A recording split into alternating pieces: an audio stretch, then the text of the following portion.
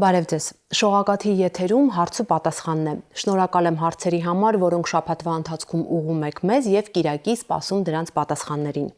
Այս անգամ անդրադառնալու ենք առավոտյան եւ երեկոյան ժամերգությունների տարբերություններին, տևական ժամանակ միասին ապրող զույգի պսակադրությանը, մարգարեների առաքյալների քարոզչությանը, Երեմիա մարգարեին, երգելու շնորհ չունեցող, բայց հոգեվորական դառնալու ցանկություն ունեցող անձանց։ Տեր Եղիշե Քահանա Նազարյանն է այս անգամ միացել մեզ տեսակապով, օրհնեցեք Տեր այր։ Աստված օրհնի ձեզ։ Հաղորդումը սկսենք Լուսինե Սահակյանի հարցով։ Առավոտյան եւ երեկոյան ժամերգություններն ունեն արդյոք արարողակարգային տարբերություններ եւ եթե այո, որոնք են, խնդրեմ։ Նախ շնորհակալ եմ հարցի համար եւ սիրելիներ, շատ կարևոր հարցադրումներից մեկն է սա, որովհետեւ այս ժամերգություններից կախված է մեր ամբողջ կյանքը, ամբողջ մեր ընթացքը։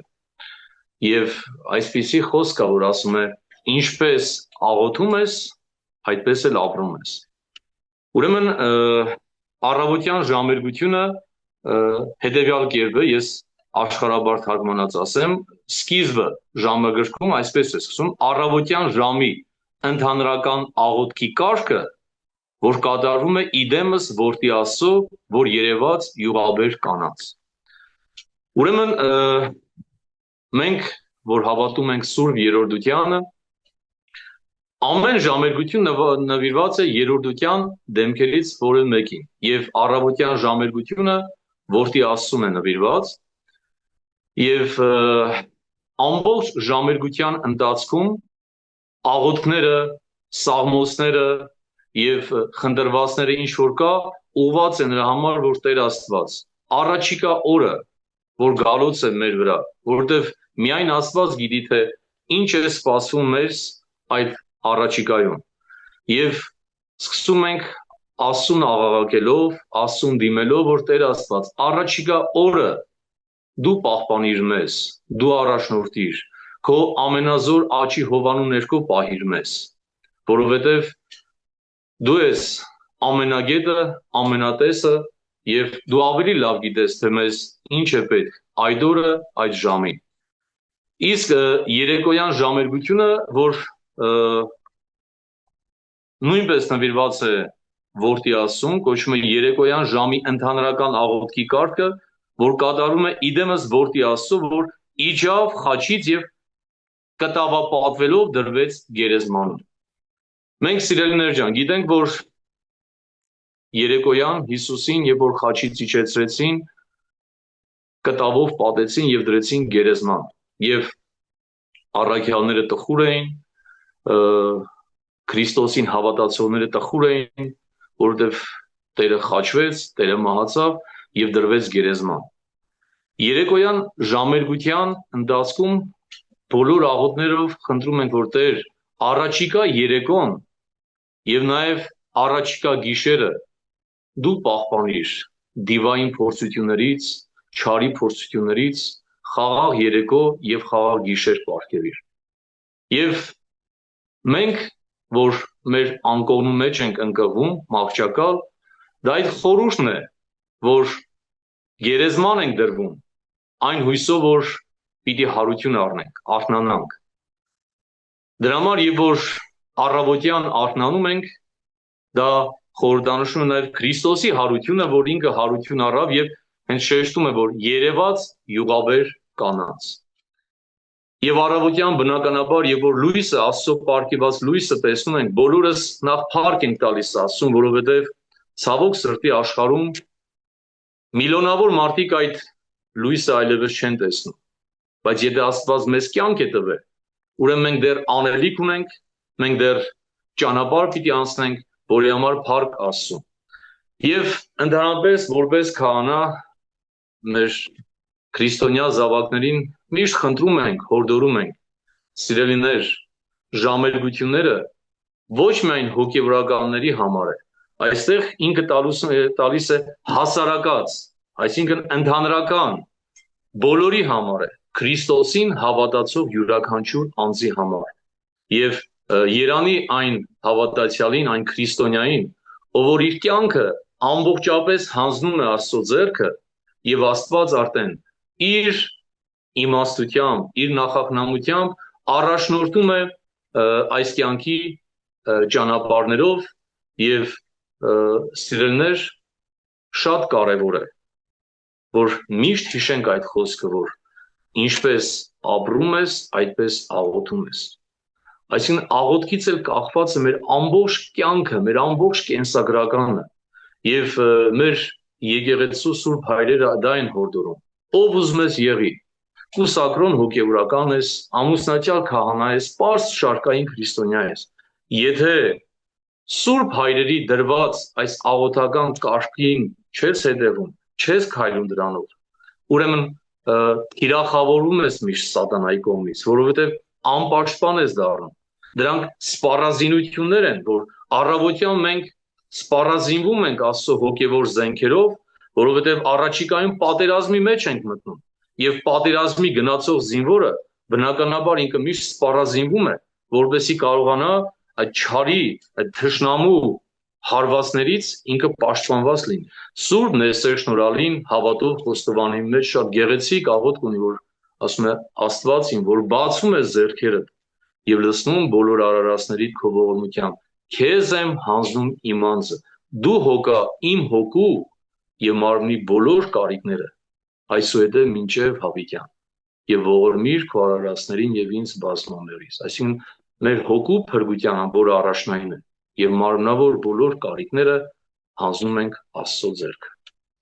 Զույգը կարող է պսակադրվել, եթե արդեն տևական ժամանակ է միասին է ապրում։ Շատ արդիական հարց է, շնորհակալ եմ հարցի համար։ Մեր հայրերի դրած կարգի համաձայն, եկեղեցական կանոնի համաձայն, եթե զույգերը եկեղեցով չեն միավորվում, օրինակ հայրեվքին, որ միավորվում են ԶԱԳՍ-ով կամ մեծերի, այսպես ասած, մաղթանքներով, կենացներով, Աստծո առաջ դա օրինական միություն չէ։ Եվ նույնիսկ ասում են նրանցից ծնված զավակները ապօրինի ծնունդ են համարվում։ Բայց մեր Աստված այնքան իմաստուն Աստված է, որ ժամանակները շատ լավ գիտի, թե ինչ դժվար շրջան է, որովհետև որոշ տարածքներում եկեղեցի չի եղել, քահանա չի եղել, կամ էլ ասենք ընդունված չի եղել, ու այդպես շատերը մնացել են առանց օրինավոր ամուսնության։ Դրա համար եկեղեցին, քանի որ մեր եկեղեցին շատ ճկուն է ամեն ժամանակաշրջանում, օրհնություն է տալիս այն զույգերին, ովքեր որ ինչ-ինչ բերումներով, ինչ-ինչ հանգամանքներից ելնելով եկեղեցով չեն միավորվել, եկեղեցով չեն պսակվել, եկեղեցին այդ հնարավորությունը տալիս է, որ այդ բացը լրացնեն, որ թագուպսակի արժանանան, ինչպես ասում են մեծերը, որպեսզի եւ իրենք օրհնվեն, միավորվեն, հալալ ամուսնություն լինի, որտեղ Սուրբ Գրիգոր Տատևացին շեշտադրված այդպիսի մի քարոզ ունի, որտեղ ասում է հարամ ամուսնություն եւ հալալ ամուսնություն։ Դրա համար մեր մայր եկեղեցին իր սրտի դռները, իր եկեղեցու դռները բացում է իր հավատավոր այն զավակների համար, ովքեր որ առանց օրհնության են միավորվել, բայց գիտակցության են եկել եւ ուզում են գան Տիրոջ խորանի առաջ կանգնեն եւ խոստում տան Տեր լինելու եւ հնազանդ լինելու, որով միավորվում են, օրհնվում են եւ նրանց զավակներին է արդեն բնականաբար այդ օրհնությունն է փոխանցում եւ դառնում են օրինական օրհնված ծերունդ, որովհետեւ դրախտում գիտենք, որ Աստված Ադամին ու Եվային օրհնեց ու ասաց. աճեցեք, բազմացեք, երկիրը լցրեք։ Եվ Սուրբ եկեղեցին դրախտն է երկրի վրա։ Դրախտի շնորհն է, դրախտի տեսիլքն է, որ մենք եկեղեցու մեջ ինչ որ տեսնում ենք, ապրում ենք այդ հոգևոր զգացողությունները, շնորհները, դա մեզ ցույց է տալիս, թե ինչ է սպասվում երկնքում Աստծուն հավատացողներին։ Դրա համար մայր եկեղեցին միշտ կողմ է, որ իր զավակները թեկուզ ուշ, բայց գան, միավորվեն ու արժանանան աստվածային օրհնության։ Ինչպես մեր նախահայրն ու նախամայրը դրախտում օրհնվեցին։ Նորայրն է երկու հարց ուղղել մեզ, նախ հարցնում է մարգարեների ու առաքյալների միջև քարոզչական տարբերություններ կան արդյոք, եւ նաեւ ով է եղել վերջին մարգարեն։ Մարգարեները իրենց ժամանակաշրջանի այն անձնավորություններն են, ովքեր իսկապես հավատում էին Տիրոջը, ովքեր սիրում էին Աստծուն եւ այնքան մաքրամաքուր էին, որ Աստծո Սուրբ Հոգու շնորհը ներգործում էր նրանց մեջ եւ Աստված ինչ որ ուզում էր ժողովրդին հայտնել, փոխանցել, այդ սուրբ անոթների միջոցով էր անում։ Եվ բազում մարգարեություններ ենք մենք հանդիպում, որ Աստված ինչպես է ասում, որ Երուսաղեմը պիտի կորցնի կամ պետք է նորից վերադարձվի կամ հաղթանակներ, շատ բաներ մարգարեների միջոցով ասում է, բայց ամենակարևորը մարգարեների շեշտադրումը ինչի մասին էր, ինչ էին ասում, գալիքի մասին, որ Մեսիան պիտի գա, փրկիչը պիտի գա, Աստծո որդին պիտի գա,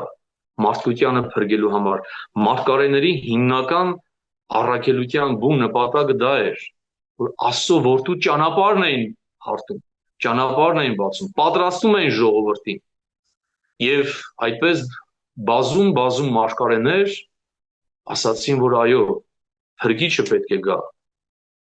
Խավարում նստող ժողովրդի համար լույս պիտի ծագի։ Եվ իսկապես մենք հավատում ենք, գիտենք, որ մարգարեների ասածը իրականություն դարձավ։ Ծնվեց օծյալ փրկիչը եւ վերջին մարգարեն, որ Հովանես Մկրտիչն էր, եւ որ տեսնում է, որ Աստծո որդին գալիս է մկրտության, վերջին այդ մարգարեությունը, ահա Աստծո գառը, որ աշխարհի մեղքը պիտի վերցնի իր վրա, այսինքն մարդկանց փրկությունը պետք է ապահովի։ Իսկ առաքյալների քարոզության բուն հիմքը հետևյալն էր, սիրելիներ, ինչպես որ մարգարեները, որ քարոզում են, որ փրկիչը պետք է գա, այդպես էլ առաքյալները քարոզում են, որ փրկչի երկրորդ գալուստը պիտի լինի, որովհետև երբ որ առաքյալները նայում են, թե Տերը ինչպես էր համբարձվում երկինք, այդ ժամանակ ասում է երկու հրեշտակներ հայտնվեցին, ասացին, այնպես որ տեսնում եք փրկչին երկինք վերանալիս, այդպես պիտի գա դատելու ողջերին եւ ննջեցյալներին։ Այսինքն առաքյալների ասածը նույնպես կատարվելու է, ինչպես որ մարգարեների ասածը կատարվեց փրկչի ծնվելով, աշխարհ գալով, զոհաբերությամբ, փրկagorցությամբ, այդպես էլ առաքյալների ասածը իրականանալու է, որ երկրորդ գալուստն է լինելու, որը մենք ասում ենք ահեղ դատաստան։ Այ ամբողջ մեր քրիստոնեության հիմքը, քրիստոնեության, այսպես ասած, գիտակցությունը սրա վրա պետք է սևեռված լինի, որ արդյոք մենք հավատում ենք Տիրոջ երկրորդ գալուստին, թե չէ։ Հավատում ենք դատաստանին, թե ոչ։ Եթե մարդը չի հավատում դատաստանին, չի հավատում հատուցմանը, հավիտենական առկայության եւ հավիտենական գեհենին, բնականաբար արդեն ինքը կհեռանա եւ պատվիրաններից եւ եկեղեցուց եւ ամեն մի սրբությունից։ Եվ մեզ այս կյանքը, որ տրված է Աստծուց ժամանակավորապես, ամբողջ նպատակը դա է, որ պատրաստվենք Տիրոջ այդ դատաստանին, որովհետեւ Տերը խոստացավ։ Այն ինչ որ մարդու աչքը չտեսավ, մարդու ականջը չընկավ, մարդու ականջը չլսեց եւ մարդու սիրտը չընկավ, Աստված պատրաստել է իր սիրելիների համար։ Լինենք Աստծո սիրելիները, սիրենք Աստծուն, որպեսզի ժառանգենք այդ արքայությունը, որը պատրաստված է Աստծուց։ Նորայրին հետաքրքրում է նաև, թե ինչու է Երեմիան համարվում լացող մարգարե։ Երեմիա մարգարեն այն մարգարեներից էր, ով որ ժողովրդին հանդիմանում էր իր մեղքերի, իր անօրենությունների, Աստծուց հեռանալու համար, բայց ցավոք սրտի չէին զգաստանում Աստծո ընտրյալ ժողովուրդը եւ նույնիսկ անարգում էին, առհամարում էին Եվ Մարգարեն ասում է, որ եթե դարձի չգաք, դեպի Տեր Աստվածը հայացքով չուղղեք, Աստված ձեզ կմատնի թշնամիների ձեռքը։ Եվ Մարգարեի խոսքը ցավոք սրտի քչերն էին լսում։ Այդ ժամանակվա թագավորները եւ կեղծ մարգարեները չէին հավատում, չէին ընդունում Երեմիա մարգարեի ասածը։ Եվ քանի որ մարգարեի ասածը Աստծո ասածն էր, դա չէր կարող իրականություն չդառնալ։ Եվ Աստված մատնեց այդ ժողովրդին, իր ժողովրդին գերության։ Գիտենք, որ Նաբուգոդոնոսոր արքան եկավ, ավերեց Երուսաղեմը եւ Երուսաղեմի տաճարն էլ այրեց։ Դուք պատկերացնում եք մի մարգարե, մի մարդ, ով սիրում էր իր տաճարը, այնտեղ որտեղ Աստծուն էին պաշտում, սիրում էր իր ժողովրդին եւ տեսնում է իր աչքերով, ոչ թե լսում է կամ ընթերցում է, այլ տեսնում է իր աչքերով Երուսաղեմի կործանումը, իր ժողովրդի կործանումը եւ իմասի գերեվարումը։ Դրա համար Երեմիայի ողբը որ կա, ինչպես չողբար, ինչպես չհարտասվեր այդ մարդը, ով որ սիրում էր իր ազգը եւ ժողովուրդը։ Դրա համար Երեմիան այդ անունն է նաեւ որտեղ գրում իր վրա ողբացող, արտասվող մարգարե։ Եվ սիրելիներ, մեր հայոց պատմության ընթացքում էլ ինչքան հայրապետներ եղան, որ Երեմիայի պես ողբացին, արտասվեցին, ինչքան հոգևոր հայրեր իրենց աչքերով տեսան հայոց զավակների թափված արյունը, սուրբ եկեղեցիների կործանումը, եւ մենք բոլորս էլ ցավոք սրտի միասին նաեւ տեսանք, թե ինչպես էր մեր Արցախը հայաթափվում, մեր սրբավայրերը լքվում, միթե մենք էլ այդ ամենը տեսնելով չենք արտասում։ Նայեք, Երեմիա մարգարեն դարեր առաջ է եղել եւ հիմա գանք մեր օրերին։ Որ եկեղեցու հայրը իր վանքը, իր եկեղեցին, ժողովրդին սիրողը չէր արտասում, կամ որ հայորդին այդ ամենը տեսնելով չէր արտասում։ Ու այս ամենը եղավ մեր մեղքերի, մեր ամբարշտության պատճառով։ Դրա համար սիրելիներ ջան, երբեք ուշ չէ որ դառնանք դեպի Աստված, խոսքով չէ, սրտով ու հոգով, ու վստահ եղեք, մեր Աստվածը սիրող Աստված է, ներող Աստված է, ողորմացող Աստված է, կյանք տվող Աստված է, որովհետև եթե Աստված մեր ազգի հետ ուխտ ունի, որ մինչև դադաստան այս ազգը պիտի մնա, եթե Աստված այդպես կամենում է, ուրեմն Աստծո կամքը ոչ մեկը չի կարող խափանել, այս ազգը կմնա, բայց պիտի մնա որոշ արժանիքի դիմաց, ազգը քայլ պիտի անի։ Դրա համար սիրելիներ ջան, այո, միասին աղոթող լինենք, Մայրաթոր Սուրբ Էջմիածնի կողքին լինենք, միշտ հավատարիմ որդեգիրներ լինենք եւ դարձ ունենանք դեպի մեր Աստվածը։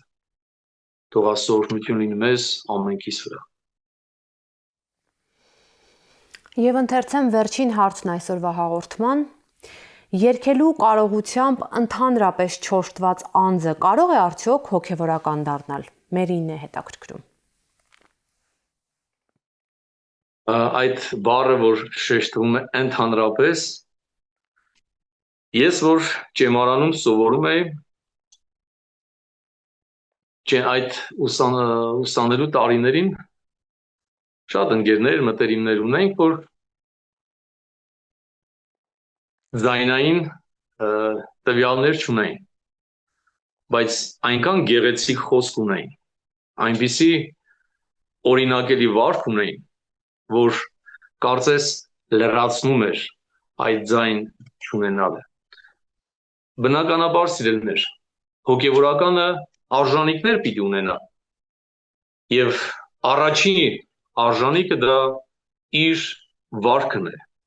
Երկրորդը հոգևորականի խոսքն է, որ պետք է հասանելի լինի, մատչելի լինի։ որ այդ խոսքով է, որ Քրիստոս քարոզեց, խոսքով է, որ ժողովրդին կանչեց դեպի փրկություն, այդպես էլ հոգևորականները Աստծո այդ խոսքի շարունակողն են։